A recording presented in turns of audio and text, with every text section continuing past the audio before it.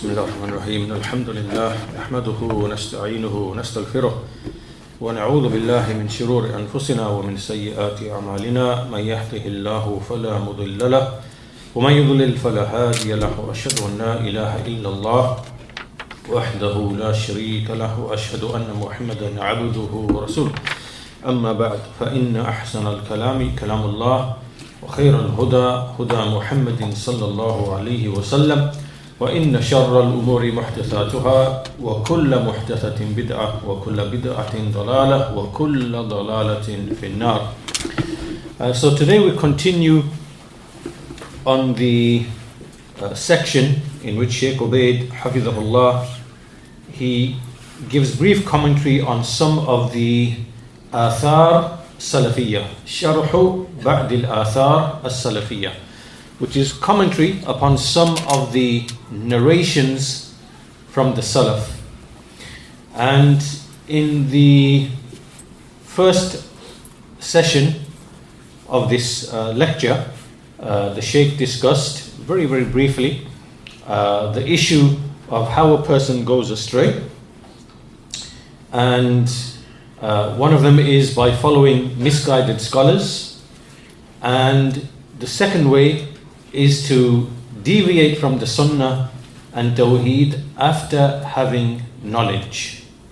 So the first is to follow others in ignorance, and the second is to become misguided after knowledge. And so what the Shaykh is alluding to here is the nature of the misguidance of the Christians and the Jews. So the Christians overwhelmingly, they went astray because they followed ignorance and they acted upon ignorance, and the Jews went astray because of arrogance and rejecting the truth after knowing the truth and after the truth becoming clear to them. And the Shaykh then, with this brief introduction, he started with a few narrations The first from Ali radiallahu anhu, which spoke about the fact that the religion is not built upon the intellect. Right? The religion is not based upon one's intellect. And he gave the example that if the religion was based on intellect, we would have wiped over the top of our socks or the leather socks or the shoes, we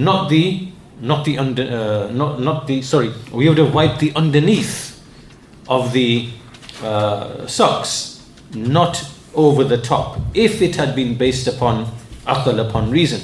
But the religion is not based upon the reason of man. It is revelation from the creator of man. Right? It is wahi. So the Shaykh mentioned that one, and also he mentioned the narration of Ibn Umar radiallahu anhu, in which he spoke about the Qadariyya, this group which appeared in the time of the Sahaba, and they began to use reason in the matters of creed. Right? So they began to debate and asking the questions, how can Allah punish somebody when he already knows what he's going to do and he's decreed for him to do what he's going to do? So how can he punish and reward when he already has knowledge and when he's already decreed whatever is going to happen? So how then can he punish a man and reward a man? This doesn't seem like it's justice. This is not justice. So therefore, either Allah does not know what is going to happen before it happens, and obviously He doesn't decree what is going to happen either. So either that, or He does know what is going to happen, but He doesn't have any role in decreeing what people are going to do. Right? Either of these two, these two are two levels of the belief of the Qadariyya.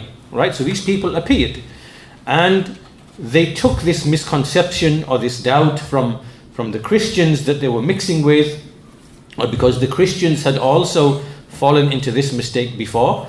And so when this speech appeared in Iraq, then some of the people of knowledge, they traveled to see some of the companions. They met Abdullah bin Umar, and Abdullah bin Umar gave him knowledge regarding this. He said, say to those people that, that I am free from them and they are free from me.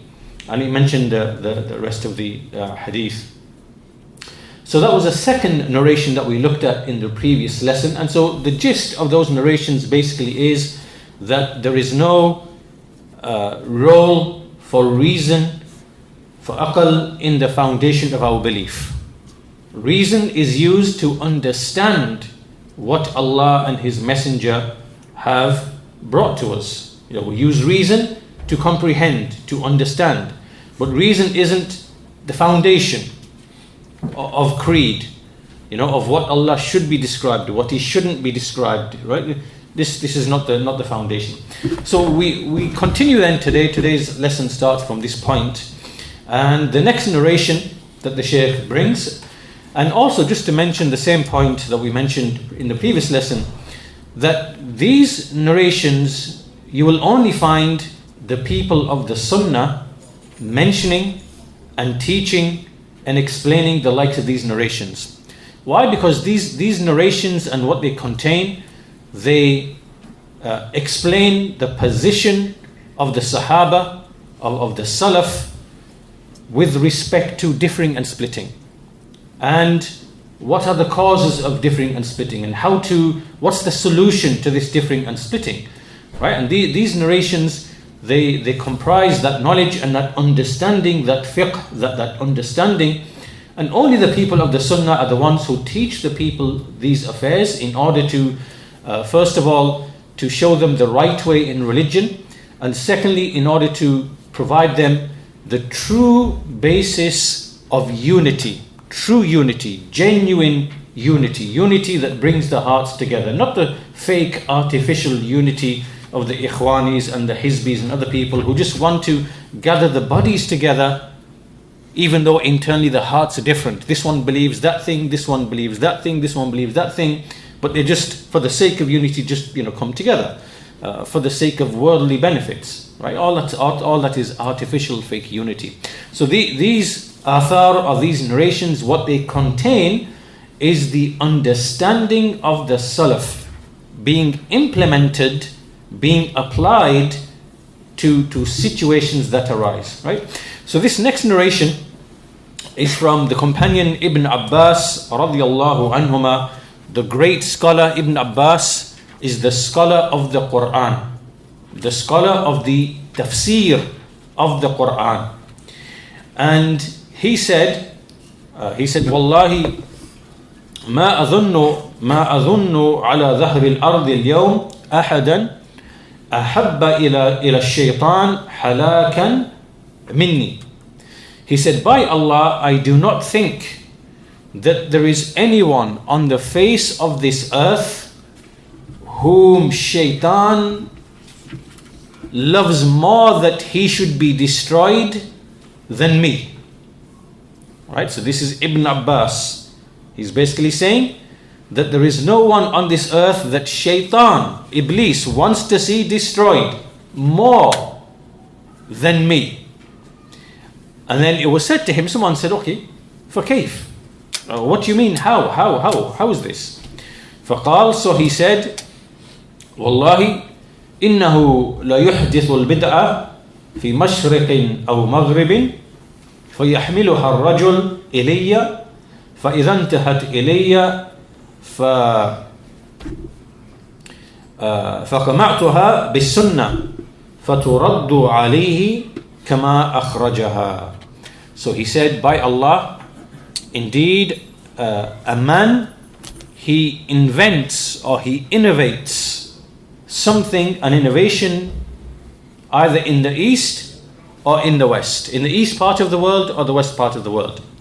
Then it is brought to me, a man brings it to me, and then when it comes to me, I destroy it with the sunnah. I destroy it with the sunnah. And so then it is thrown, rejected back upon him, just like he brought it out. So this narration, before we come to the brief commentary of Shaykh Ubayd, this indicates to us the thing that shaitan, Iblis, what he loves the most. And in fact, we see some narrations from the Salaf. They said, Al-bid'atu ahabbu ilayya, Al-bid'atu ahabbu ila Iblis, afwan. Al-bid'atu ahabbu ila Iblis. Innovation is more beloved to Iblis min al-ma'siyah, than disobedience. Because لأن المعصية يتاب منها والبدعة لا يتاب منها. This is because a person can repent from a sin, but innovation cannot be repented from. Why is this? Right? Why does Iblis love bid'ah more than he loves sin? Why does Iblis want someone to invent something into the religion than making a man, for example, to drink alcohol, or to steal, or to cheat, or to fornicate, or to whatever of the major sins? Why does Iblis like that more than he likes this? And the reason is because everyone who sins, everyone who is a sinner, when he drinks, he knows that what he's doing is wrong. He knows it's haram, he knows it's punishable, and no one takes sin as a path to be followed in religion, right? No one says, oh yes, my way in life is going to be, alcohol. This is my path. No one thinks like this. Everyone knows that drinking alcohol, gambling, stealing, and all the rest of it is a sin, and a person is punishable for that. This is different to the issue of innovation. Bid'ah in creed, bid'ah in worship, for example, the Mawlid, celebrating the Prophet's birthday, or innovation in some aspect of creed, such as to do with qadar, or the attributes of Allah, or what is iman, or about the companions, or things like this. Because now a person, he believes that what he's following is true and correct. Right? He doesn't even know that what he's doing is wrong. He doesn't believe that what he's doing is wrong. So he takes this as a path in religion to be followed. This is why innovation is not repented from, unlike sin. Because with sin, you know that what you are doing is unlawful and it will be punished. And so you repent from it. Whereas when you are involved in innovation, in bid'ah, you think that this is guidance. You think that this is bringing you closer to Allah. And so long as you are upon that innovation, then obviously there's no repentance from it, because you believe it is guidance. Right? So this is why Iblis, al-bid'atu ahabbu ila Iblis min al-ma'siyah. That innovation is more beloved to Iblis than sin. Also, we know that as Ibn al-Qayyim rahimahullah, you know that he mentioned what are the 6 traps of Iblis. What are the 6 levels or the stages that Iblis takes in order to misguide people. Right? So the first one is that he obviously tries to lead him to shirk and to kufr, to disbelief, to make him a disbeliever, by making him fall into kufr or making him fall into shirk. This is the first thing, right? This is what he wants to do. If he cannot achieve that, so this person now is a Muslim and he's not going to leave Islam and he's not going to fall into, shirk and kufr, and obviously he has knowledge of Tawheed and what separates Iman from kufr and so on and so forth, he's not going to fall into disbelief. What is the first thing that he wants a Muslim to fall into? It is the issue of innovation, bid'ah. He'll make him fall into innovation in the religion. Why? Because here, this is the best type of misguidance, because you've led this person to believe that he is upon guidance, whereas he's upon misguidance, and he will never know, even perhaps for the rest of his life, that he is upon actual misguidance, right? So this is the best type of deviation that Iblis wants and that he loves the most, right? So if he can't get a person to fall into bid'ah, then he will make him, after that, the third level is make him fall into major sins, right? Drinking, gambling, stealing, fornicating, and so on and so forth. Major sins. He will make them fall into that. If he can't make him fall into major sins, he'll make him fall into the fourth level, which is minor sins, right? Minor sins which he will belittle and not think anything of. Right, so over a lifetime, these sins will build up to be like mountains, because he's belittling the affair of minor sin, and Iblis has obviously trapped him and trickling into thinking, well, I'm okay, I don't commit major sins, and but small sins they collect and they gather and they become like mountains. And if you can't get him to fall into major sin or minor sin, then what you will do is to make him occupied in things which are mubah, just merely permissible, right? So he in other words, to preoccupy him away from the righteous beneficial deeds, he'll make him spend his time in things which are of no benefit in the hereafter. They're just permissible things that he preoccupies himself with. This is number 5. And if a person is very, very careful, then he'll move on to the 6th level, which is he will make him to leave a more beneficial deed for a lesser beneficial deed, right? So an example would be, like a scholar, for example, could either do some worship, some nafal ibadah, or he could basically go out, admonish people, teach people, for which the benefit is better. The benefit is greater. So Iblis might whisper to him and say, it's raining outside, and do salatul duha in the house, get some reward. And so he's left a greater deed for a lesser beneficial deed, because that deed is of benefit to him, whereas that other deed is to benefiting more and more people, right? So anyhow, from this we see that innovation, bid'ah, is the greatest thing loved by Iblis, because within it is destruction of the religion. It's the easiest way to destroy the religion. And that's what he did with every nation that has come in history. He did that with the people of Nuh alayhi salam. He did that with the people of Ibrahim, the people of Musa, all the prophets and messengers. He made them alter the religion, to distort the religion and to take them away from their fitrah. So So the Shaykh Ubayd, Hafidhahullah, he says, commenting upon this narration from Ibn Abbas, he said that there is a statement which has appeared. There's a maqula, a statement which is أن أهل البلد أولى وأعرف. Right, so this is one of those false principles that are used by the people of innovation to prevent them from speaking against innovation and misguidance. What do they say? And this is something that we found historically, people in the West, this is what they say. They say that the people of America know the people of America best. Right? What do they mean by this? What they mean is, say for example, there is a person in America who is opposing the Sunnah. He's opposing the way of the Salaf. And in his da'wah, for example, he sits with the Rafida, the Shia, who abuse the companions. Or he, speaks on the platforms of the Ikhwanis, the Muslim Brotherhood.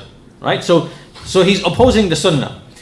And then you take his affair to some of the scholars and you say there's a man who claims to be upon the Sunnah and he sits with so-and-so and he sits with so-and-so and his company is with the people of bid'ah, and yet he claims to be upon the Sunnah. What's your advice regarding this person?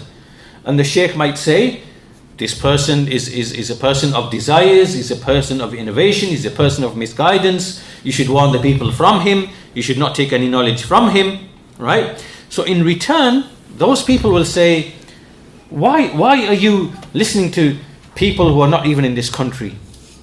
The people of America know the people of America best. So why are you listening to people who live thousands of miles away?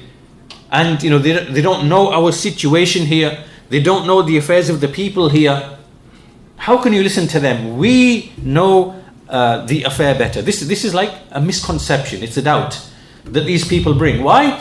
Because they want to shield and protect themselves from the scholars of the Sunnah and the people of the Sunnah from exposing the fact that they are opposing the guidance of the Messenger sallallahu alaihi wasallam. Right?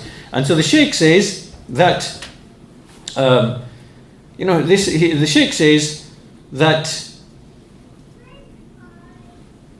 whatever is Sunnah and whatever is bid'ah is the same in every part of the world. There's no difference. It's very clear. Just like whatever is halal and haram, it's the same whether you are in Saudi or Pakistan or Egypt or Algeria or Morocco or Malaysia. It's all the same. Exactly the same as if you are in America, Poland, Russia, Britain, Canada. It's all the same. There's no difference. So what is sunnah is sunnah. What is bid'ah. What is halal is halal. What is haram is haram. What is hizbiyah is hizbiyah. It's all the same. There's no difference. So you being in America or whatever it might be, it's not going to change the ruling. It's not going to change the ruling. So therefore, for you to now use this statement and this argument, people, you shouldn't listen to people from abroad. We know our situation better, right? We know the situation in America better. And in America, for example, it's okay for us to, have alliances with the Shia and have alliances with the LGBTQ, whatever, and because this is something that is unique to this land, and we need to make these alliances in order to improve the affair of the Muslims. And this is what they say. This is what these people are saying. People like Yasser Qadi, people like that. This is the way that they are upon. Right. And so when the scholars speak about them, and when we speak about them, they say, "Oh no, you don't know the affairs in America. You're not from America." But what's right and what's wrong is the same in every part of the world, right? The shar of Allah, the hukm of Allah, the legislation of Allah, that is what determines what's right and wrong, what's sunnah and what's bid'ah, what's halal and what's haram, what's guidance, what's misguidance, right? So this is like a shubha. And notice how in this narration of Ibn Abbas is a refutation of these people very clearly. What did he say? He said, والله إنه ليحدث البدعة في مشرق أو مغرب فيحملها إلي الرجل. An innovation is invented by a man in the east or in the west. Ibn Abbas is not over there in Khurasan, nor is he over there in the west, over in Maghrib or Andalus. He is where he is, right? And an innovation comes from the east or from the west, and a man brings it to me, and so I destroy it with the Sunnah. So it's rejected from that man in the east or in the west. And so this doubt or this misconception that people bring these days, the people of innovation, they bring all of these misconceptions and doubts, and they want to confuse people about their religion because they want to shield themselves from the tongues and the pens of the people of the Sunnah. Why? Because the people of the Sunnah, they do this because they want to purify the religion. They want to make sure that the people that what they hold on to in terms of religion is the pure, authentic religion, right? The authentic belief, the authentic creed, the authentic methodology, because they want to unite all of the Muslims upon this basis, that which united the companions, right? That's what they want to do. And one of the important pillars of bringing the Muslims together is to warn against innovations and misguidance and the people of misguidance, because they are the very cause of the splitting and the differing in the first place, right? So this is what the Shaykh says, that whether you are in Yemen or the Hijaz or Iraq or Najd or Misr or whatever it might be, if something is an innovation, it's an innovation in all of those places. And if something opposes the methodology of the Prophet and his companions, then it opposes in all of those places. There's no difference, right? And then after that, the Shaykh says, as for social affairs and personal affairs, these are different in every land. So for example, what we might encounter here in the UK might be different to what a Muslim in France might encounter, or a Muslim in Norway or Canada. Yes, there are social differences. There are differences in terms of laws and things like that. So yes, each situation is unique and different.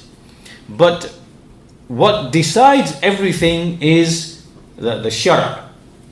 The shar', the law of Allah, the legislation of Allah, that is what is the judge in every single instance. And that is what determines what is right and what is wrong. So this is the narration from Ibn Abbas radiallahu anhu. It's a very beneficial narration, and there are many people who've actually used this excuse, and I mentioned Yasir Qadi is one of them, Shadid Muhammad is another one of them, and these are individuals. They're not just these are people who've gone to the University of Medina, they've graduated, right? They've acquired knowledge from the teachers and the scholars, and they've gone back to the countries, and then they've, it appears that they only acquired knowledge as a means to an end, so that they could then go, use the status, use the qualification to then go and call people to misguidance. And that's what you see from these people. That's what you see from these people now, right? They are manifestly and clearly upon misguidance, and when the people of the Sunnah expose them and refute them out of sincere advice to the Muslims, then they bring the likes of these shubuhat, bring the likes of these doubts and misconceptions. So anyhow, the next narration that the Shaykh brings is a narration from Asim al-Ahwal from Abil Aliyah al-Riyahi. So Abu al-Aliyah is one of the famous tabi'een who took knowledge from many of the companions of Allah's Messenger sallallahu alaihi wasallam. And so Asim al-Ahwal is narrating from Abu al-Aliyah. He said that Abu al-Aliyah said, and this is like a type of nasiha, he said, Ta'allamul Islam. Ta'allamul Islam. He said, learn Islam. Learn Islam. What is Islam? Islam, the 5 pillars, Iman, the 6 pillars of Iman, the issues of creed, and Ihsan. Ihsan, which is excellence in religion. So it is Islam, the outward affairs, the 5 pillars, Iman, which is the affairs of belief, and then to achieve excellence, Ihsan. This is Islam. So learn that Islam. Learn that Islam. So learn the creed, learn the pillars and the obligations and all the rulings pertaining to them, and then adhere to them and achieve excellence in religion. So every Muslim should be striving to learn and to pursue this. تعلموا الإسلام فإذا علمتموه فلا ترغبوا عنه. And when you have learnt it, then do not seek to do not seek other than it. Do not go to other than it. وَعَلَيْكُمْ بِالصِّرَاطِ الْمُسْتَقِيمِ. And upon you is the straight path.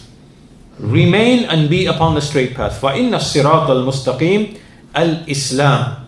For indeed the straight path is Islam. Islam. Right? In that time, in the time of Abu al-Aliya, which is just before the end of the 1st century after Hijrah, then the Sirat al-Mustaqim was generally known as Islam. Because even though there was innovation, innovation wasn't really the majority. People of knowledge were widespread, the companions were still present, and the straight path was known to be Islam. Then he said, وَلَا تُحَرِّفُوهُ يَمِينًا وَشِمَالًا. So do not, seek to distort it or deviate from it to the right or to the left. وَعَلَيْكُمْ بِسُنَّةِ نَبِيِّكُمْ صَلَّى اللَّهُ عَلَيْهِ وَسَلَّمْ. Upon you is the sunnah of your Prophet sallallahu alaihi wasallam وَأَصْحَابِهِ and his companions. قَبْلَ أَنْ يَقْتُلُوا صَاحِبَهُمْ. Before they killed their companion. This is a reference to the killing of Uthman radiyallahu anhu. Right? So before Uthman, there was unity, and after Uthman was assassinated by the Saba'iyya and by the hypocrites, then there was strife, and then the Muslims they began to split. And so Abu al-Aliya is saying that upon you is to stick to the sunnah of your Prophet and his companions before they killed their companion, meaning Uthman, the associate of the rest of the companions. وَقَبْلَ أَنْ يَفْعَلُوا الَّذِي فَعَلُوا. And before they did what they did. I have indeed لَقَدْ قَرَأْتُ الْقُرْآنَ قَبْلَ أَنْ يَقْتُلُوا صَاحِبَهُمْ. I have read the Quran before they killed the companion, meaning Uthman. وَقَبْلَ أَنْ يَفْعَلُوا الَّذِي فَعَلُوا. And before they did what they did. So meaning I have been reciting the Quran, meaning learning the Quran, taking the Quran from the companions. And so he said for 15 years, وَإِيَّاكُمْ وَهَذِهِ الْأُمُورِ الَّتِي تُلْقِي بَيْنَ النَّاسِ الْعَدَاوَةَ وَالْبَغْضَاءِ. Beware of these affairs that put enmity and hatred in between the people. Beware of these affairs. So this was the advice of Abu al-Aliya given to Asim al-Ahwal, who is narrating it. So Asim, he then said, I then came to Al-Hasan and narrated it to him. I conveyed this advice which I heard from Abu al-Aliya to Al-Hasan, who said, Sadaqa wa nasah. He spoke the truth and he gave sincere advice. Then he said, I then went to Hafsa bint Sirin. Hafsa, the daughter of Sirin. So she said, by my father and my family, have you narrated this to Muhammad? And Muhammad is her brother. He is Muhammad ibn Sirin, the famous Tabi'i, famous Imam, scholar Tabi'i, Muhammad ibn Sirin. He died in the year 110 Hijrah. So Hafsa said to Asim, have you narrated this to my brother? So he said, فَقُلْتُ لَا. So she said, قَالَتْ حَدِّثْهُ بِهِ. Go and narrate it to him. Right? So there's numerous things within this narration. And so Shaykh Ubayd, Hafidhahullah Ta'ala, he says that first of all what we see from this narration is that the people of knowledge, they benefit from each other. Right? The early ones or the later ones benefit from the early ones. And they share knowledge and they convey knowledge to each other. The Shaykh also says that when we speak of ilm, when we say ilm, knowledge, then when used on its own, it can only refer to the Sharia knowledge. Right? So when we, in everyday language, we speak about knowledge and the excellence of knowledge and the virtues of knowledge, this here is referring only to the Sharia knowledge, because that is knowledge which is inherently beneficial. Meaning it is beneficial in and of itself.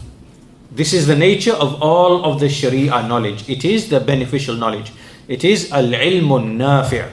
Al-ilmun nafi'. This only applies to the Sharia knowledge. But as for, if we want to refer to any other knowledge, then we always mention it in a qualified way.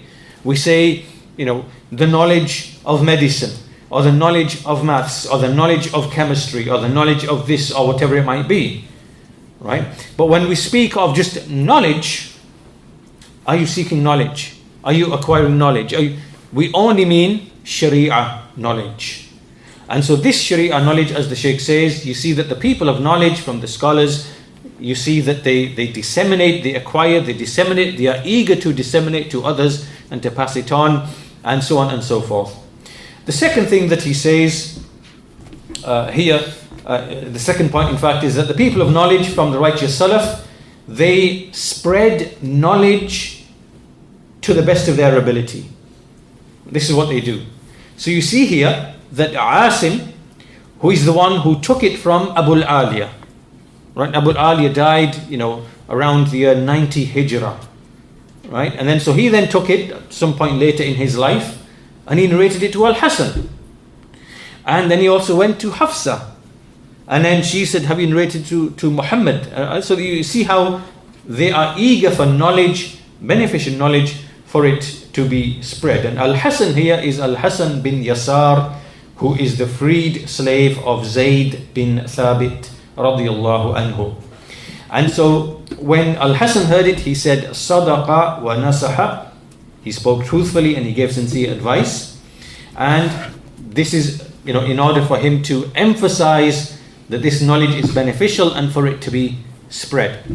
The third point that the Shaykh mentions from this is that from this narration we see that there's no problem or no prohibition from speaking to a righteous woman, and however this is with the condition that Allah Azza wa Jal has specified in the Quran, where he said, وَإِذَا سَأَلْتُمُوهُنَّ مَتَاعًا فَاسْأَلُوهُنَّ مِنْ وَرَاءِ حِجَابٍ.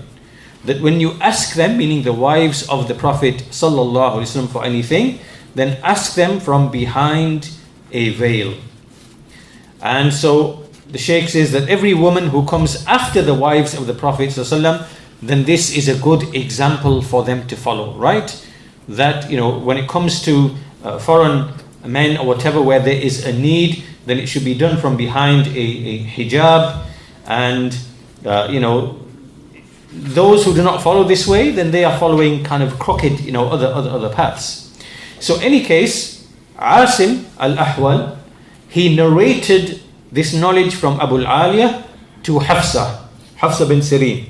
She then said, have you narrated it to Muhammad, who is her brother Muhammad bin Sirin?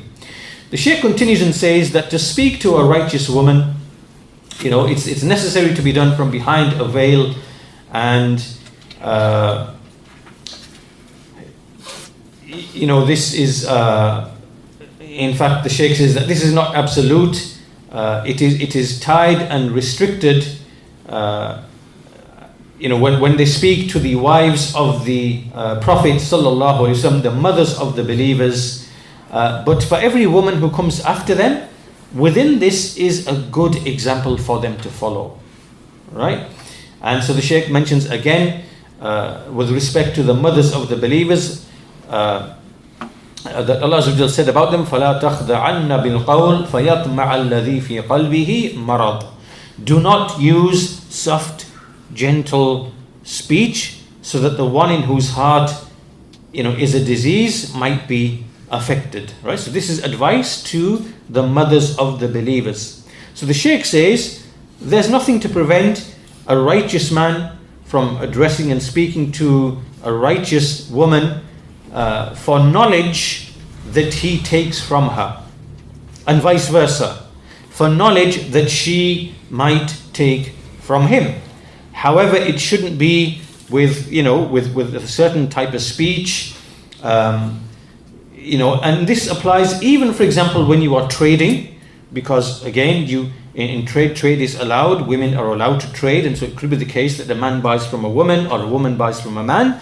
Then likewise, all of these guidelines apply in these situations as well.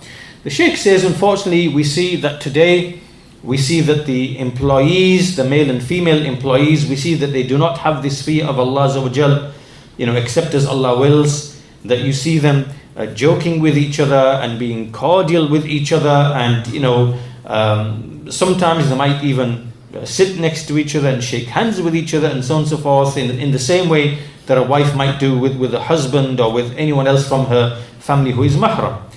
And they do this alongside wearing the hijab. So you're wearing the hijab, but your actions and behavior is like, it's a contradiction. Like, this is supposed to be modesty and chastity, and yet you are, joking and flattering and flirting and shaking hands, and this type of thing the Shaykh is alluding, this takes place.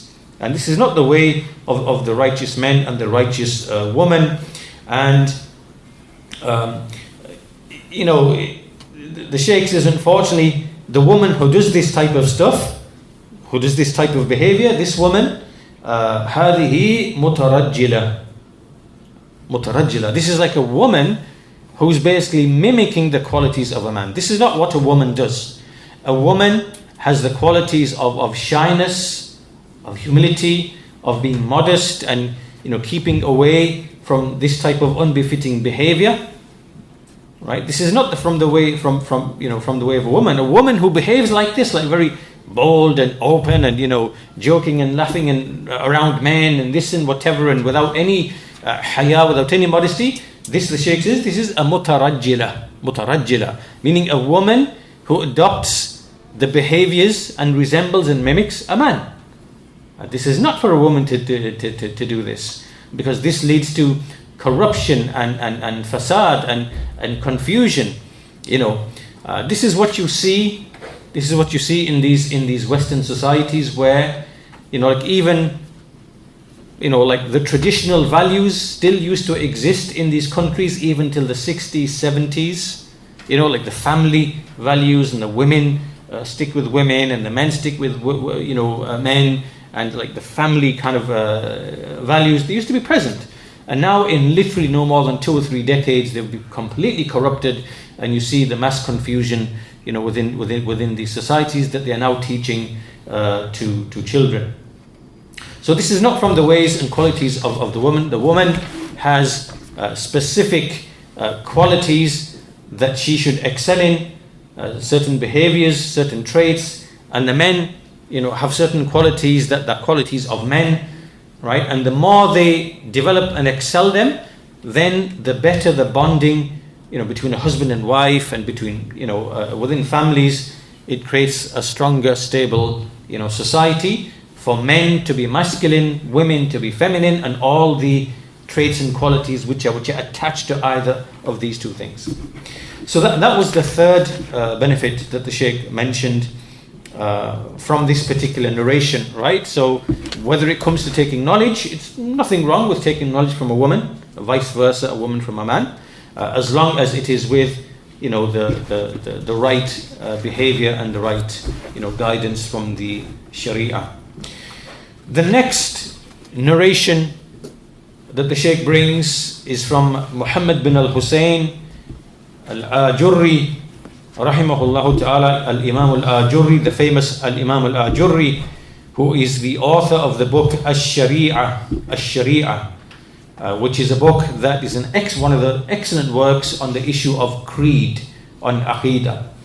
So the Shaykh quotes from Al-Ajurri, rahimahullah ta'ala, and he said, "Alamatu man arada Allah bihi khayra." The sign of the one for whom Allah has intended goodness. The sign that Allah has intended for someone goodness. What is it? He said, "Suluku hadha at-tariq." It is to traverse this path. Which path is he speaking about? It is the path of the Salaf. Salafiyya, the way of the Salaf. Kitabullah wa sunanu Rasulillah sallallahu alayhi wasallam wa sunanu ashabihi radiyallahu anhum wa man tabi'ahum bi ihsan.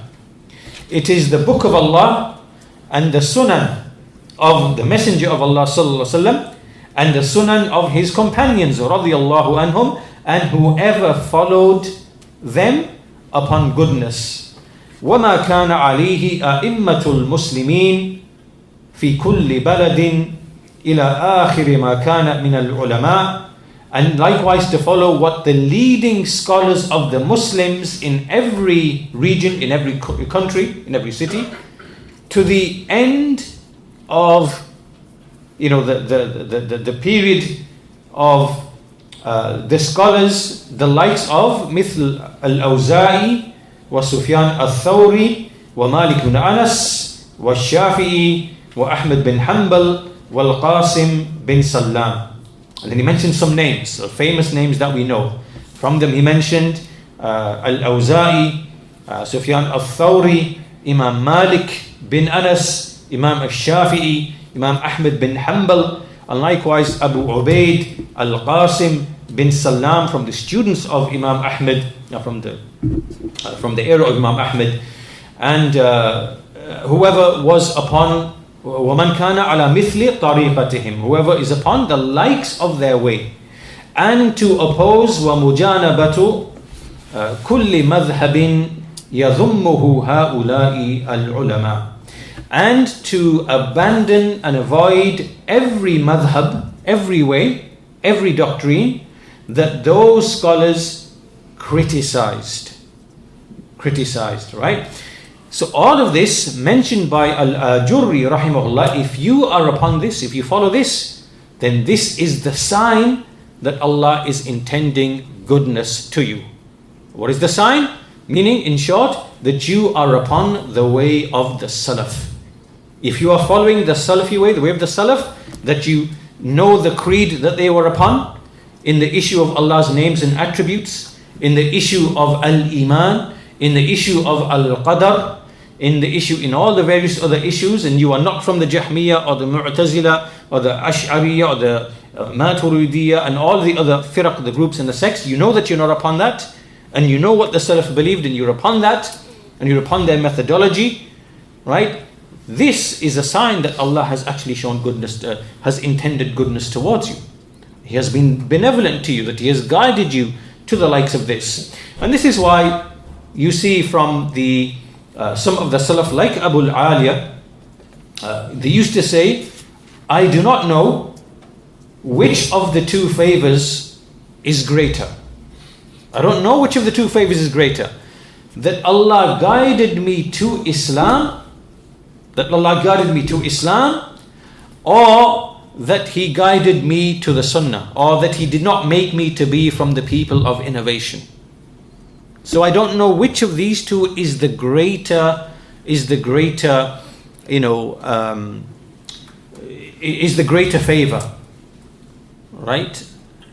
And if you think about it clearly, like if you are saved from kufr and shirk and you enter into Islam, that means that you will not enter hellfire forever, but you are not necessarily saved from hellfire.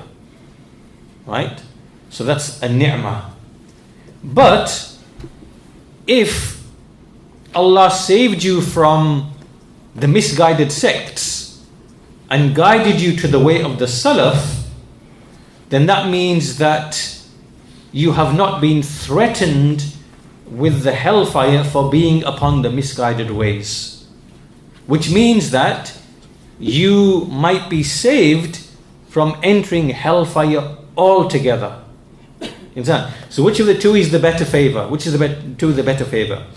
That you are saved from remaining in hellfire forever by virtue of Islam, or that you are saved from entering hellfire full stop.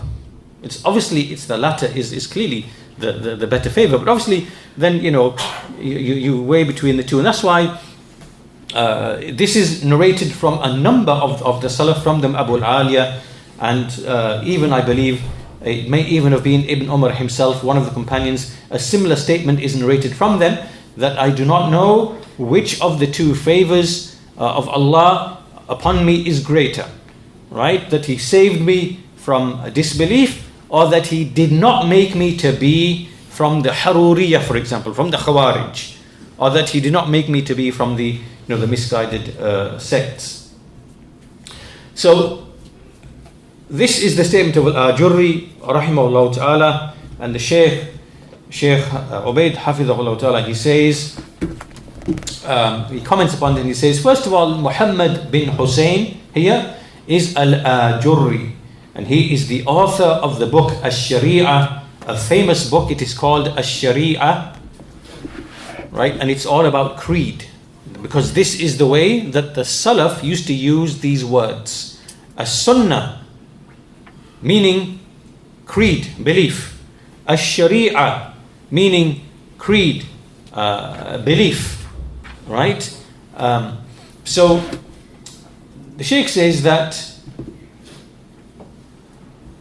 from this statement of Al-Ajurri, what we understand is that every single person who is sincere and who is, comes out for knowledge and fatwa, that he must be upon the path of the righteous Salaf, and he must not remain independent of that. Right? He mustn't separate himself from that and be independent from the way, the madhab of the Salaf. The Shaykh says what the majority of the people are upon today, unfortunately, it opposes this way. And this is because they mix with the people of innovation, the people of misguidance, and they mix with them, they sit and eat with them, sit and drink with them, they invite them to the homes, and so on and so forth, meaning that there's no distinction among the people at large. The only people who think about these things, and who think about the Sunnah, and who think about true unity, and who think about true rectification, are the people of the Sunnah. They are careful from whom they take knowledge. They are careful with whom they sit with, because the misguidance has multiplied, the misguidance has increased. And as for all the other people, they don't care about this. You'll see, all of these groups and sects upon these misguided ways, they will not have this notion of, seeking out the way of the Salaf and seeking out the people of the Sunnah and showing loyalty to them and keeping away from misguidance. No one really does this except the people of the Sunnah. All the other people, you will see them at Tablighi mixing with an Ikhwani, and Ash'ari mixing with this one and that one. They generally, they're upon this way. They don't have this tamyiz, they don't have this wala wal bara upon the actual Sunnah. Even though they might have differences between themselves, you will find that very quickly and very easily they will ally with each other against the people of the Sunnah. They'll forget their own differences very, very quickly, right? So, and historically, this has always happened. Even in the time of Imam Ahmad, rahimahullah ta'ala, when in the time of the trial of Imam Ahmad, when he was brought to the rulers, in front of the rulers of the time, and was made to debate and argue, you found that the people who came to debate against Imam Ahmad, they were from the Murji'ah, they're from the Mu'tazila, from the Jahmi, all different, people. They had differences with each other, but they came together in order to show opposition to Imam Ahmad. And this is from the way of the people of Bid'ah. in every age and era. Even today you will see on the one hand, there are the people who follow the path of lenience, softness. They basically try to water down the Salafi methodology, like the Mumayyi'ah, right? Like Al-Ma'rabi and Al-Halabi and Al-Ramadani and those types of people, right? And they open doors and avenues for the people of innovation to accommodate them and befriend them and make excuses for them and shield them from criticism, right? So these guys came and appeared. And then on the other hand, you have the extremists, the Haddadiyah, who are very stern and strict and severe and harsh, and they write people off without any evidence or without any proof or whatever, and they're very harsh and very extreme, like the followers of Mahmud al-Haddad, and people who followed in that same path up until we come to the era of al-Hajuri, right? These are supposed to be opposite extremes. These are Mumayyi'ah and these are Haddadiyah over here. Yet, when it comes to attacking Salafis and waging war against them, they will now partner with these people. Ajib, strange. Aren't you people over here opposed to harshness? And aren't you people over here supposed to be opposed to gentleness and softness? How does this even make sense? But you see this all the time. The people of bid'ah, they will ally with each other in order to fight against the people of the sunnah, the people of the truth. So most people are like this, the Shaykh says. Most people you'll see, they're upon this path of, they're not upon the way of the Salaf, and they'll take this path. And the Shaykh says, likewise, when it comes to knowledge, sound knowledge lies in what is known, not in like what is obscure and it's odd and isolated views and opinions. Rather, you stick to what is based upon the Quran and the Sunnah and the understanding of the Salaf, and you do not try to be independent and break away from that which the Salaf were upon. We'll finish with the fourth statement for today, and this is from Ayyub as-Sakhtiyani rahimahullah ta'ala, and he is from the great scholars from the Tabi'een, from the early 2nd century after Hijrah, Ayyub as-Sakhtiyani. And he said, قال لي Abu Qulaba. So Abu Qulaba said to me, he said, Ya Ayyub, ihfaz anni arba'an. O Ayyub, preserve or memorize from me 4 things, 4 pieces of advice. احفظ عني أربعا. لا تقل في القرآن برأيك. Do not speak about the Quran based upon your opinion. Do not speak about the Quran based upon opinion. Right? And this is advice to all of us. Don't, either you know that this is a meaning or an explanation of this verse, or you don't. Simple as that. Either you know this thing that you are saying, this interpretation, this explanation, this qawl or this tafsir or this whatever, either you know Ibn Abbas said it, Ibn Mas'ud said it, right? So-and-so said it, so-and-so said it, or some of the Salaf said it. Either you know that, or a scholar imam from the imams. Either you know that, and if you don't just speak from your ra'i, from your opinion, because this is the starting point of misguidance. Right? This is how the people of bid'ah, they went astray. The first of them, they speak on the basis of opinion in matters of religion. So, لا تقل في القرآن برأيك وإياك والقدر. وإياك والقدر. Beware of the issue of al-qadar. Do not speak about al-qadar. Al-qadar is an issue of belief in which people's feet can very easily slip. Al-qadar, the decree of Allah, and Allah creating this creation, the causes and the effects and the ways and the means, and how what He decrees to happen happens, right, with His prior knowledge, and all the affairs. This is something where you will be able to understand it up to a certain point. up to a certain level. And that level has been made clear in the Quran and the Sunnah. Beyond that point, if you start going beyond that point and start delving into and asking all of these types of kind of questions, this now is the starting point of misguidance. It's the starting point of misguidance. You will become confused. And that's exactly what happened to nations who delved in this issue before. From the Christians, they started debating and delving into this issue, right? And the Muslims followed them as well. And so they went astray, right? So we have the Qadariyya on the one hand, we have the Jabariyya on the other hand, speaking without knowledge. The Qadariyya saying that in Allah's creation, things happen that Allah Himself has no control or power over. Which means the men, and when they choose their actions. Allah doesn't will them, Allah doesn't create them, Allah has no power or control over them. Right? And on the other side, they are saying, there is no one who acts except Allah. And every man is really kind of compelled and forced to do what he does. It's not man who's acting, rather it's Allah who's acting, but through the instrument of that man's body. Right? It's Allah the one who's doing the actions, and the man is just getting a credit, basically. Right? Misguidance on either side. So, وَإِيَّاكَ وَالْقَدَرِ. إِيَّاكَ وَالْقَدَرِ. So understand the basics of Al-Qadr. There are 4 levels of Al-Qadr and how the scholars have explained. And beyond that, keep silent. The third thing, وَإِذَا ذُكِرَ أَصْحَابِ مُحَمَّدٍ صَلَّى اللَّهُ عَلَيْهِ وَسَلَّمَ فَأَمْسِكْ.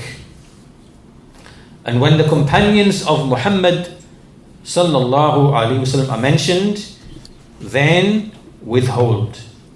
Meaning be silent. Don't say anything. Right? Don't start delving into historical issues of trial and tribulation which took place, because the companions, all of them, by testimony of the Quran, they are all trustworthy, they are all guaranteed paradise, they are all forgiven, and their integrity has been established. And so therefore we know by testimony of the Quran that whatever the companions fell into of either errors that they may have fallen into or disputes they had between themselves, we know that that was on the basis of ijtihad, and they believed that that what they were doing was correct, and that's what Allah wanted from them in that particular situation, right? And they're all rewarded and forgiven, they're promised paradise. And so it's not possible for any person to have any ill will, malice or anything in his heart towards the companions, right? And from that is to remain silent about the companions and whatever happened, and not to speak, in their affairs. We only speak of them with good. We only mention their good qualities. We mention their excellences, right? And we defend them, and we remove the misconceptions of people who speak ill against them, and we make dua for them, and Allah forgive them and have mercy upon them, and that He gives us tawfiq in following their way. So this, the Shaykh comments upon this. The last one, and the most important, or one of the most important ones. He said, the fourth one, وَلَا تُمَكِّنْ أَصْحَابَ الْأَحْوَاءِ مِنْ سَمْعِكَ فَيَنْبِذُوا فِيهِ مَا شَاءُوا.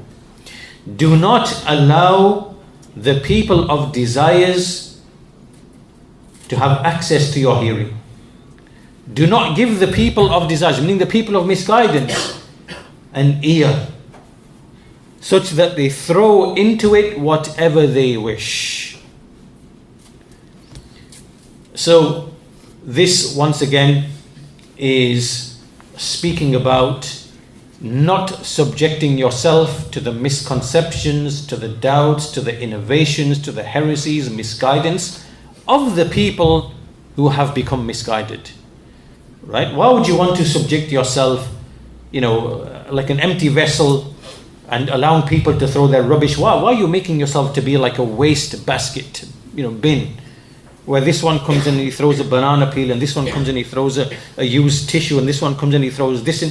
Why are you making yourself, by opening your ears to the people of bid'ah and dalala, to be like this waste bin? Why are you being like that? Why do that? Right? So, لا تمكن أصحاب الأهواء من سمعك.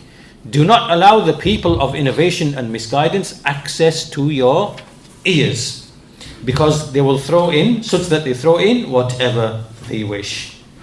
So the Shaykh says, Abu Qulaba, he is Abdullah bin Zayd Al Jurami rahimahullah ta'ala. He's a tabi'i, and Ayyub as-Sakhtiyani is his student. And we see that this student is narrating from his Shaykh these 4 pieces of advice, and the Shaykh says that the point of evidence for us here is the 4th one. Do not allow the people of desires to have access to your hearing, such that they throw therein whatever they wish. The Shaykh says, the Shaykh says that no one mixed with the people of desires, and did so for a lengthy time, except that he was put to trial in his religion.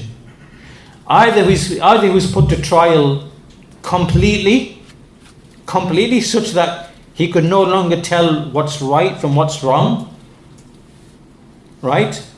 And so, he fell into it wholeheartedly and completely, and he began to,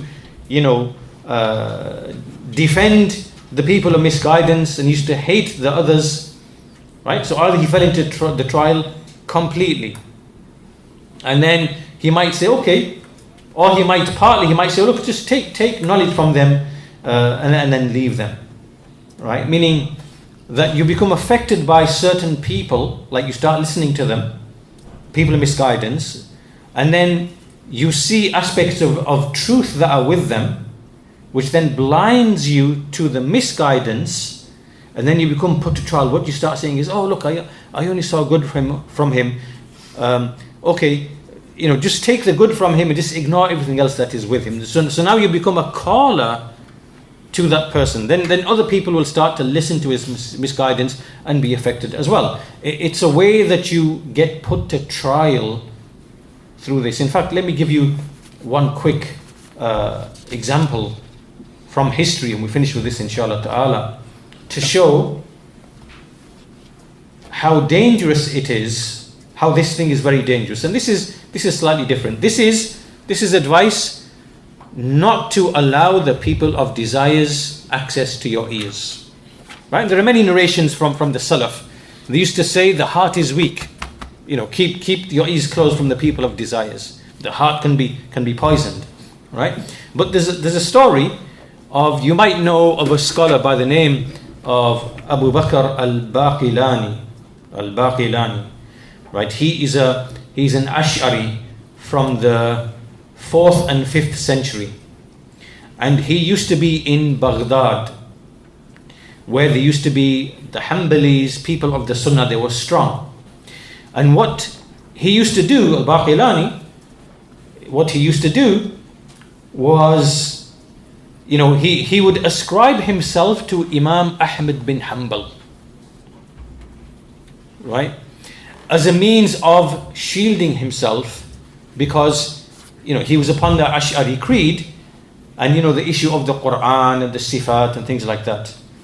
So, but al-Baqilani, he used to refute the Christians, and he has works on the Christians. And we know that the Muslim scholars, irrespective of what creed they came from, they have many, many good works on the refutation of the Christians, refutation of the Jews, refutation of the Batiniyya, like these deviant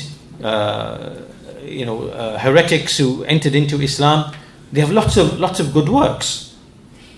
So what happened once, there's a man, I forgot his name now, I think it's might have been Abu Dhar, not Abu Dhar, something Al-Harawi, but he was walking with I believe Ad-Darqutni, and then they saw, or it could be someone else, and they saw al-Baqilani,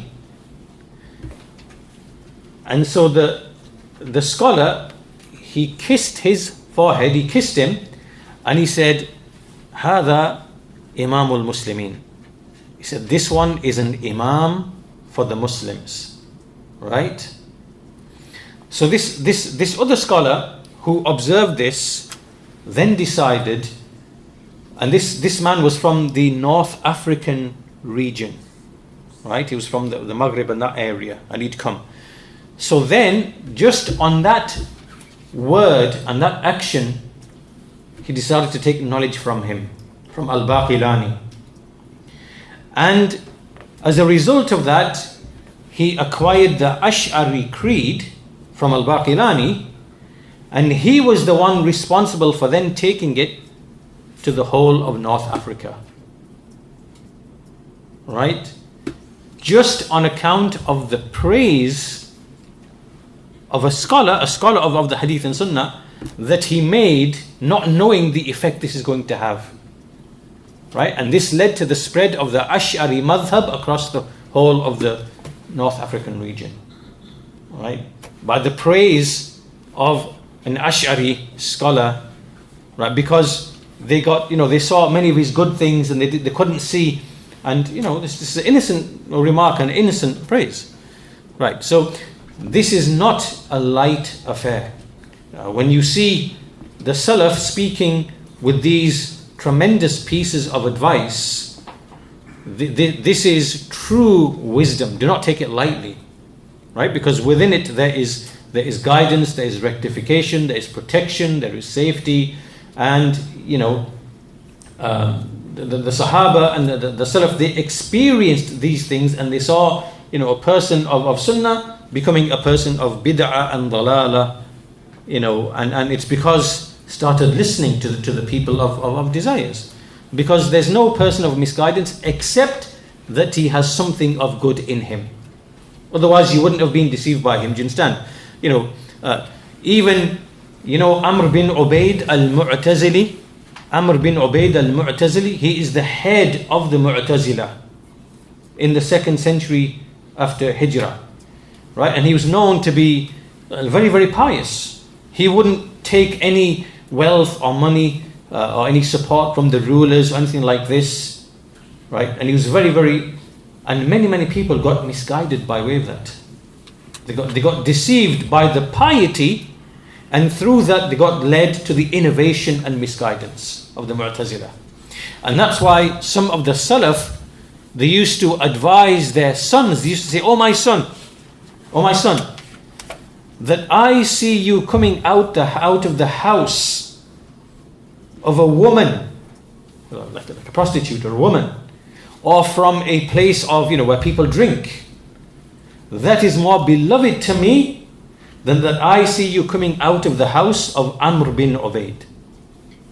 Right? Some of the Salaf used to say this. Because why? Going back to the very first narration. What was the very first narration that we said from Ibn Abbas? Right? That Iblis, he loves bid'ah more than anything else. He's not cared. He doesn't care about, if he can get one person of influence into a bid'ah, that is better than 1,000 drunkards, 1,000 fornicators, 1,000 gamblers. Right? Because their harm is to themselves. And they're not really bringing any harm to the religion, because everybody knows that, gambling is not a path in religion. Right? Stealing is not a path in religion. Everybody knows this. But if someone comes with a creed or a methodology, something of bid'ah, and he becomes a caller to this, he's now split the religion. Now he knows the Muslims are going to split and have enmity against each other on the basis of this innovation. So now they split like this. Excellent, brilliant, let's do it again. Now we have the Jahmiyyah and the Mu'tazila and the Ash'ari and the Maturidiyya. Right? This is what Iblis, this is the greatest thing that Iblis wants in order to make tahrif of the religion, to distort the religion. And once he's done that, he can just sit back and relax and, easy. Right? So all of these narrations are tremendous narrations from the Salaf, and there's actually more. We'll continue with this inshallah ta'ala in the next lesson. So this clearly outlines the way of the people of the Sunnah. They clarify these affairs, and this is in order to unite the Muslims and show them the reality of their religion. And with that we'll conclude. Walhamdulillahi Rabbil Alameen. Wa sallallahu ala nabiyyina Muhammad wa ala alihi wa sahbihi ajma'in.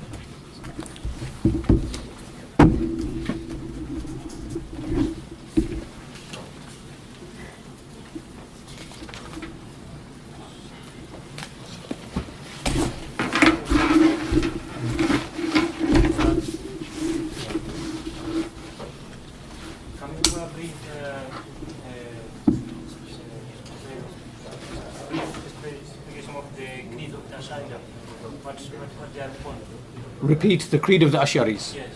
Okay. The Ash'aris are a group from the people of Kalam, Ilmul Kalam. And Ilmul Kalam is to use philosophy and reason to be a foundation in creed. In speaking about Allah, His names and His attributes. So what the Ash'aris do is that they affirm some of the attributes and they deny other attributes, right? So they say that we affirm those attributes that reason can prove.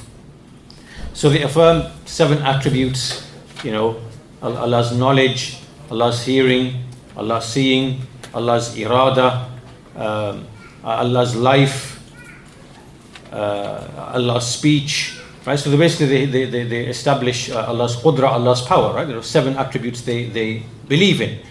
And the reason why they believe them is because they say reason can prove those 7 attributes. So we believe in those 7 because reason can prove them, right? So their foundation is reason.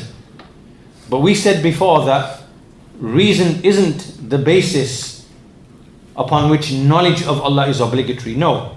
It's actually the Sharia, it's revelation. Allah made knowledge of Him obligatory through revelation, not through reason. Right? Because if it was obligatory to know Allah by way of reason, then why did Allah send the books and messengers then? There's no need to send books and messengers. Because if I'm sinful for not knowing Allah by my intellect, then why send the prophets and messengers then? They're not necessary. Right? So knowledge of Allah in detail as to what He can be described with, what He can't be described with, then that is by way of revelation. Right? We make the revelation to be the foundation. So we have a simple principle. Whatever Allah described Himself with, whatever the messenger described Him with, then we affirm it. Right? Whereas what the Ash'aris and the people of Kalam in general, what they say is, whatever the intellect affirms for Allah and establishes for Allah, then we affirm that. And whatever the intellect deems impossible for Allah or rejected for Allah, then we deny that for Allah. Right? And so, for example, they will say, so we say in the Quran, Allah said in the Quran, Ar-Rahmanu ala al-arsh istawa. Ar-Rahman ascended above the throne. وَهُوَ الْقَاهِرُ فَوْقَ عِبَادِهِ. He is Al-Qahir, above His servants. The angels ascend unto Him. Right? All these other verses that establish that Allah is above His creation. Clear and explicit in the Quran. Ayn Allah fis sama. Allah is above the heaven. Right? They will say on the basis of reason, they will say, hold on, if you say Allah is above the throne, then above the throne is a place. And a place is something that occupies space. And something that occupies space must fill that space. And whatever fills the space must be a body. And whatever's a body must be made of parts. And okay, so where have you got this from? This is the language of Aristotle. This is the language of Greek philosophers. Where has this come from? Where has this come from? So they say Allah cannot be above His throne, because if you say Allah is in a direction means a place, and the place makan means tahayyuz, meaning occupying space, and occupying space means a body, and body means anything that's composed of parts. Where'd you get all this from? This is what the Greek philosophers spoke about when they tried to understand the creation.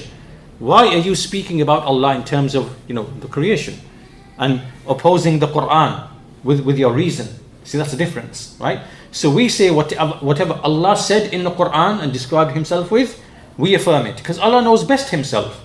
And whatever the Messenger described Himself with, we affirm for Allah. So Allah, His names, Ar-Rahman, Ar-Rahim, Al-Malik, Al-Qudus, As-Salam, all the other names, Al-Alim, As-Sami', Al-Basir, we affirm them.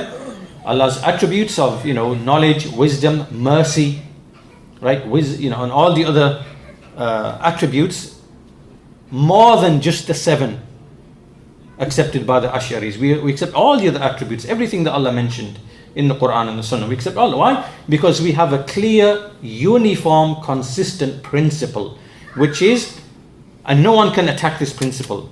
I describe whatever Allah described Himself with, and whatever the Messenger described Him with, without rejecting it, without distorting it, and without likening it to the creation. No one from the people of bid'ah is ever going to be able to oppose this principle. No one's going to be able to touch this principle, right? This is what we say. Whereas what they say is, we affirm for Allah what the intellect says can be affirmed for Allah. And we deny for Allah what the intellect necessitates that we deny for Allah. That's what they say, right?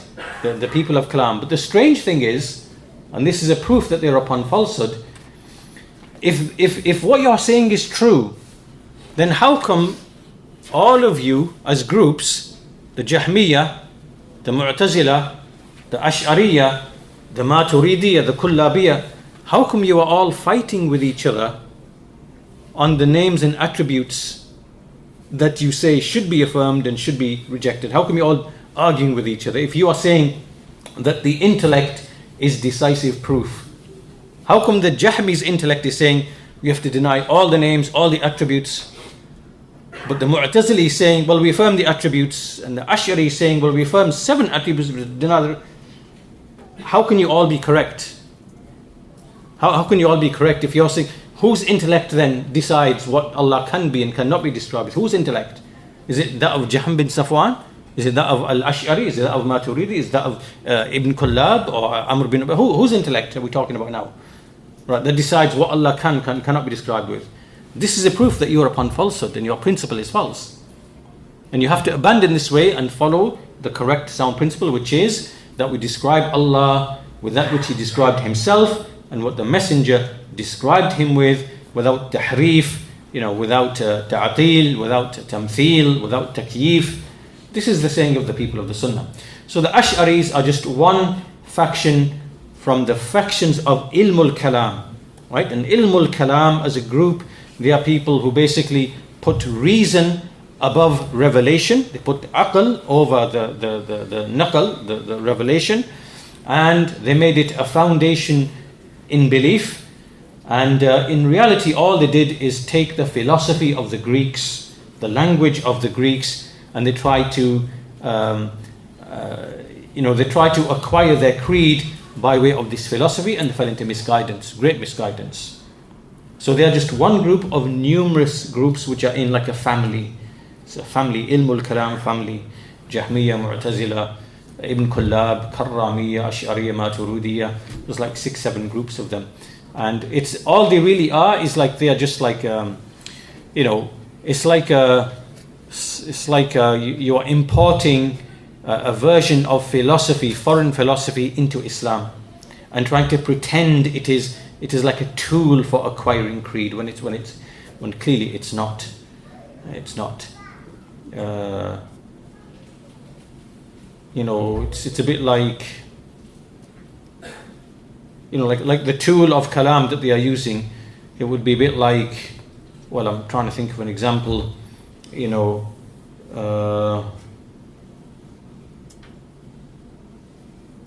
Like if you have any tool to do a job, like you have a spade to dig the ground, or you have something, and then someone gives you, like a paper version or something else, and it's not gonna.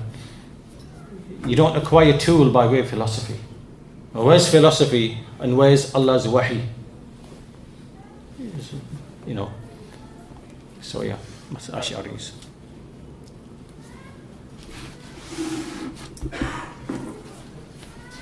And the Ash'aris are a huge part of the Muslim population today.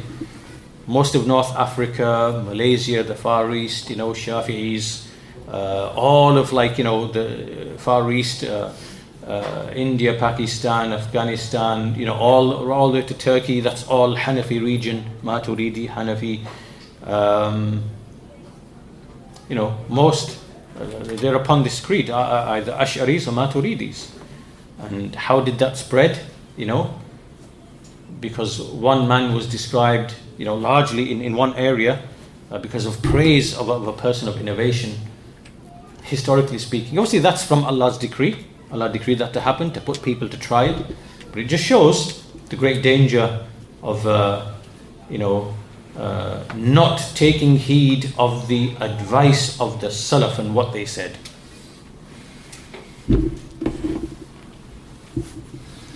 Example. I'll try to ask this question. Like some of these du'as, they come with the clothing of Salafiyah, and they try to bring this down, saying that you don't take from a certain scholar because Shaykh Rabi has not praised it. Because? Shaykh Rabi has not praised a specific. Yeah. So that's why you don't take from this doubt. Can you? Right, so let me understand that. The doubt is, some people say, don't take from such and such scholar because Shaykh Rabi has not praised him. You don't take from certain, you don't listen or take from a certain person because Shaykh Rabi has not praised this individual. Don't take from a certain person. No. So the people who claim to be, according to Salafiyah, Yeah. they are coming with a doubt that you don't take from certain people because Shaykh Rabi has. All right, they say to us that you're not taking from so and so because Shaykh Rabi hasn't praised him. So how do you? Okay, have they got any specific person in mind when they say that, or? It's just like, No. Well, we take knowledge from whoever we know to be upon the Sunnah. That's the asl, that's the basis. From all of the narrations of the Salaf. They mention the names of the scholars historically speaking. Imam Ahmad, Al-Awza'i, Al-Thawri, and so in every age and era, it's possible to know who is upon the way of the Salaf because of what they say and what they write and what they do. And we have that furqan, we have that criterion, the way of the Salaf. So, who we follow or we take knowledge from he whom we know to be upon the Sunnah. And this is how it's always been, ever from the time of the fitna of Uthman radiyallahu anhu. Because before the fitna of Uthman radiyallahu anhu, then everyone was taken at face value. We take the narration because trustworthiness was present and people didn't have like a side to take in anything. That wasn't present, right? So no one had like an ulterior motive in narrating something or not narrating something or twisting or lying. There wasn't anything like that. But after the fitna of Uthman,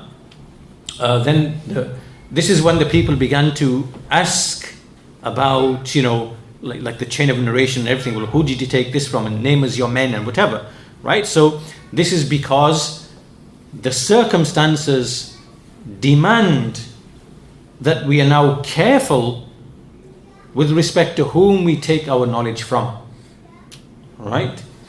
And this itself is something that the Messenger of Allah himself notified his ummah of, that there's going to, he mentioned the Khawarij, that they will recite the Quran, it will not go beyond their throats. He mentioned the Qadariyah, do not visit them when they fall sick and do not pray of them when they die. He mentioned people who at the end of time they will bring a hadith that you've never heard of, neither you nor your forefathers. So beware of them, right?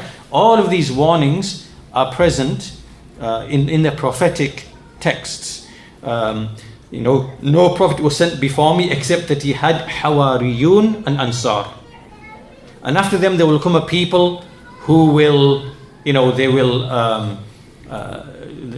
will give testimony when they're not asked to do so, and they will, there's certain traits that are mentioned. right? So whoever makes jihad against them with the hand is a believer, with the tongue is a believer, and then there's a hadith like this, right? We are just simply acting upon these hadiths. That's all that we're doing. We are following the guidance of the Messenger of Allah sallallahu alaihi wasallam, because Allah gave him knowledge as to what is going to befall this ummah, in the same way that it befell the Jews and befell the Christians and other nations, right? And so the Messenger is from that knowledge that Allah gave him, he is giving a forewarning to his ummah that when this happens, and it will happen, this is how you need to behave and what you need to do, right? So what we are doing here by not taking knowledge except from the one whom we know to be upon the sunnah, through his speech, through his writing, through his behavior, through his allegiances, right? Through his friendship, through the positions that he holds, right?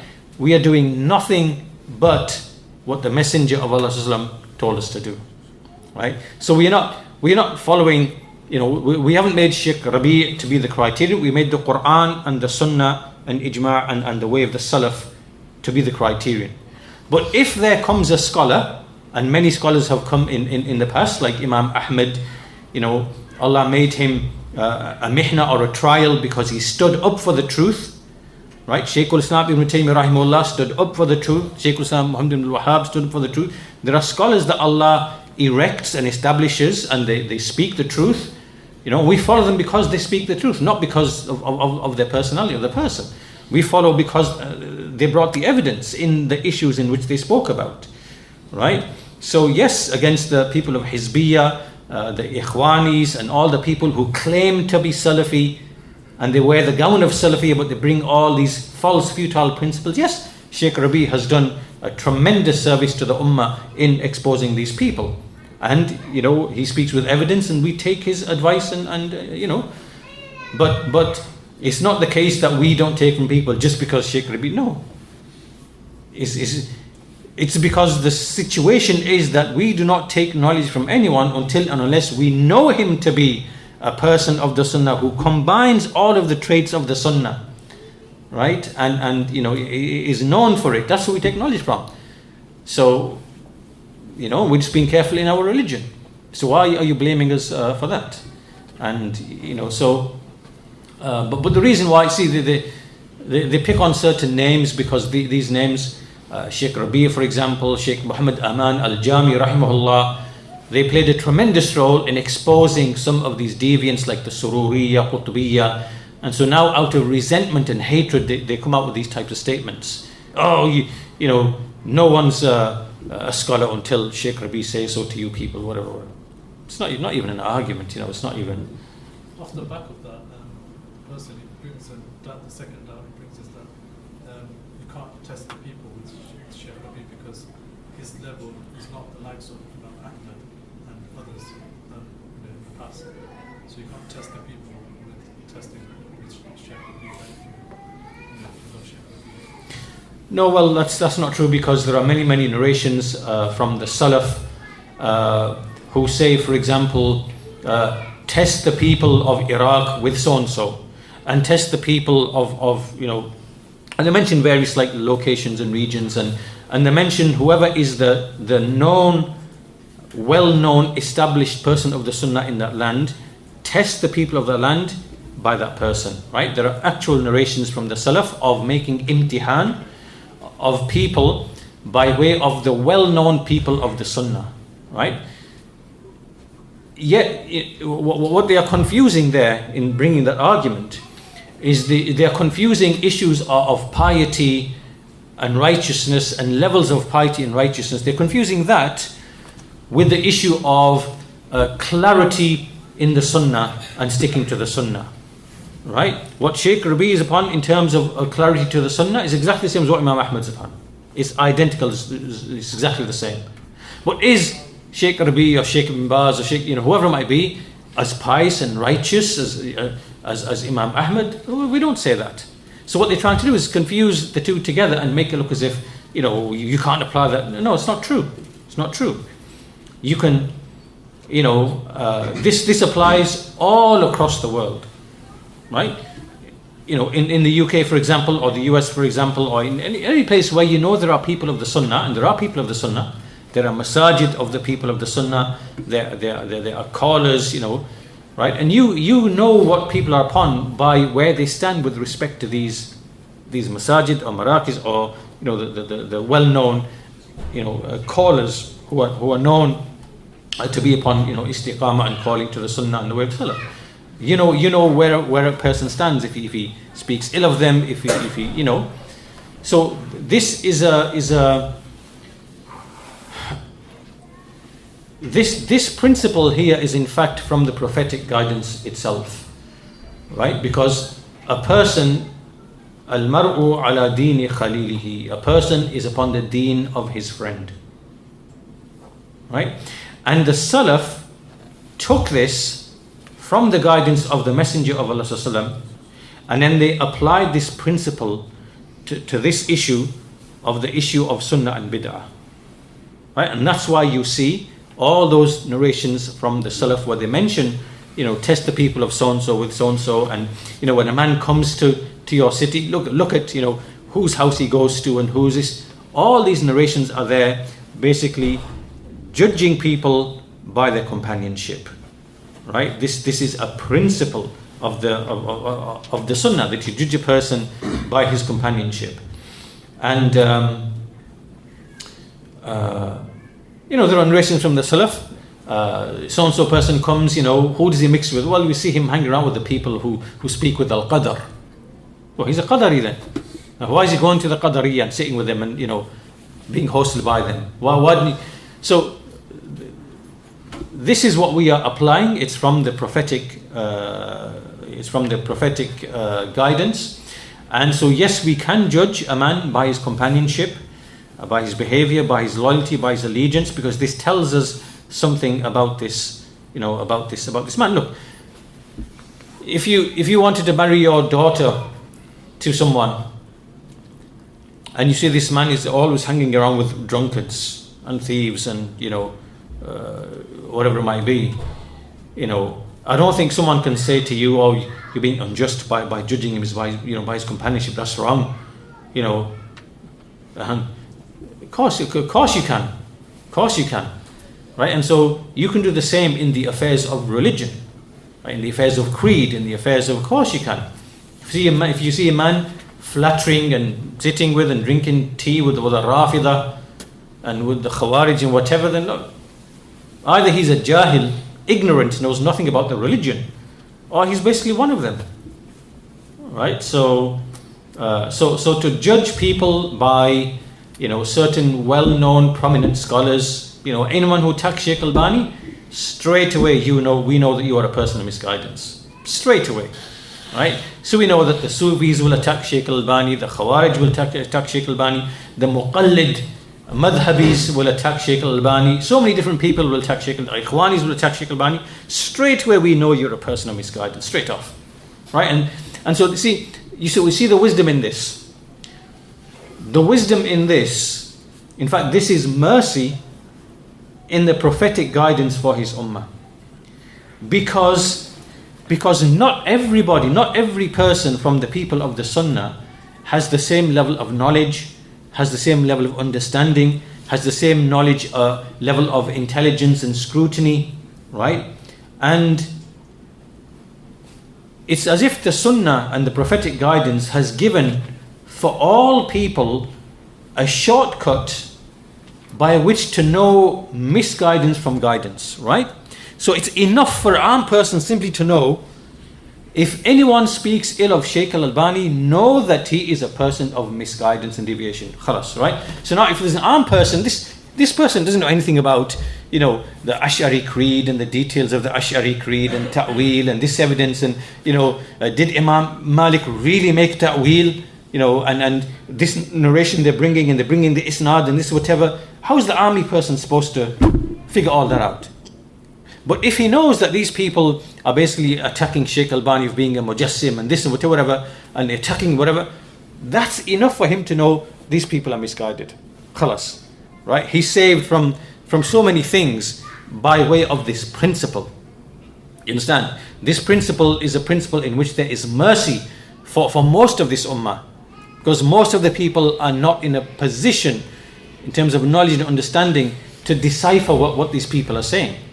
But if you know that he's speaking ill of him, reviling him, mocking him, belittling him, straight away you know, I don't need to know anything else, right? Don't need to know any of the arguments or whatever, but what I do know, you are a misguided, deviant innovator. I'm keeping away from you, right? It's like a shortcut and a principle that has tremendous benefit for the vast majority of the ummah to actually act upon this, right? And that's why the Salaf used to say that, test the people of so-and-so with Mu'afa bin Imran, and test the people of so-and-so with so-and-so and whatever. Simple. Anyone who's opposed to him, he's not a person of the Sunnah. Anyone who's with him, he's a person of the Sunnah. Use that as a yardstick to basically, decide who you're going to take knowledge from and who you're going to mix with. Alhamdulillah. Right? These are solid, sound principles. And now you can understand why the people of bid'ah, they come along and they want to undermine these principles, because these are like protective principles that protect our religion, and so they want to dismantle and take. It's like a fortress. Like you have a fortress and you have the watchtowers, right? What's the first thing that you do? You want to get rid of the guards on the watchtowers, and then you try to compromise the walls. That's the same thing the people of bid'ah try to do. These principles, which have their roots in the prophetic guidance, right? Warning against Ahlul Bid'ah, and we can trace all of these back to the prophetic guidance. The company, the blacksmith and the perfume seller and many other hadiths like that. All of these have a basis in the Sunnah. They want to destroy these underlying principles and foundations, right? Because they know that this is where the strength of the people of the Sunnah lies. You can't compromise the people of the Sunnah, because these are the weapons that the Sharia and the Sunnah has given to us, right? And by way of this religion has not and will not go the way of the Jews or the Christians, because they have a distorted, altered religion. No one among them knows, who's upon the truth, who's not, but because it's distorted, altered. This will not happen to this religion. Why will that not happen? It's because of the Salafi methodology and because of these principles in our religion that we hold on to, that we have today what the companions were upon, right? So these people of bid'ah, they know that these are the foundations that we have to demolish and to corrupt these principles in order for us to be, first of all, shielded from the people of the Sunnah, and then we can more easily, spread our misguidance, right? That's exactly what they're doing, right? So there are those who know what they are doing by inventing these principles. Then there's the average, person who's just regurgitating and repeating and not really knowing, and which comes to people like us, they'll come to us and regurgitate these kind of doubts and things like that. So, yeah. I'll show you this. Some people try to use this goal of Taymiyyah to say that you can't test people. I'm sure you've probably heard of people using that before.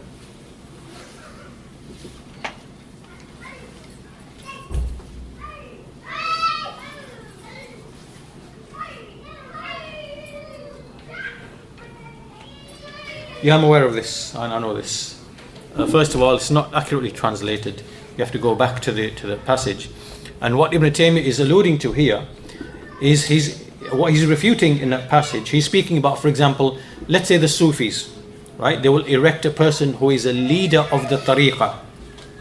Yes? He will make that individual and his statements and his speech to be the basis of all of their loyalty and disloyalty. Right? Everything revolves around that one man. Right? But this is not what the people we don't do this. Our criterion is the Quran and the Sunnah and the way of the Salaf. And any scholar who is upon that and speaks with that, then we take from him, we accept from him, but we don't make allegiance to him because of his person. We do so on the basis that he is upon the truth and speaking with the truth. Whereas what Ibn Taymiyyah is speaking about in that passage, and what the general type of thing he's speaking to, that he's speaking about, is where you erect a figure like a leader of a tariqah or some sort of group or something, and you make all the religion to turn back to him, and all your loyalty and disloyalty is on the basis of that individual. Like, we can't do that even with the companions, right? You can't have allegiance to Ali radiallahu anhu, right? So it's just that anyone who agrees with you is with you, and anyone who doesn't, no. Or Muawiyah, for example, no, you can't do that. You can't choose an individual and make all the loyalty and allegiance around that one individual. We don't do that, right? And that's the general thing that Ibn Taymiyyah is basically speaking of. This has got nothing to do with testing people with the people of the truth, because here what we're testing with is the truth, which that person happens to be a carrier of, not that we're making that person to be the basis. There's a difference there, you see, right? So there's many statements that they bring from Ibn Taymiyyah. That's one of them. There's many others. But as you know, with Ibn Taymiyyah, you've got to go back, read 5 pages before, 5 pages afterwards, and you realize that he's speaking about something totally different to what they're basically trying to make out that he's speaking about,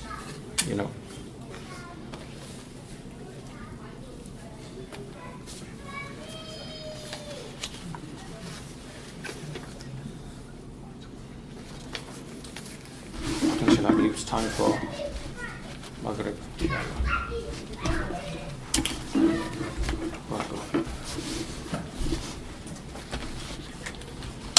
Right.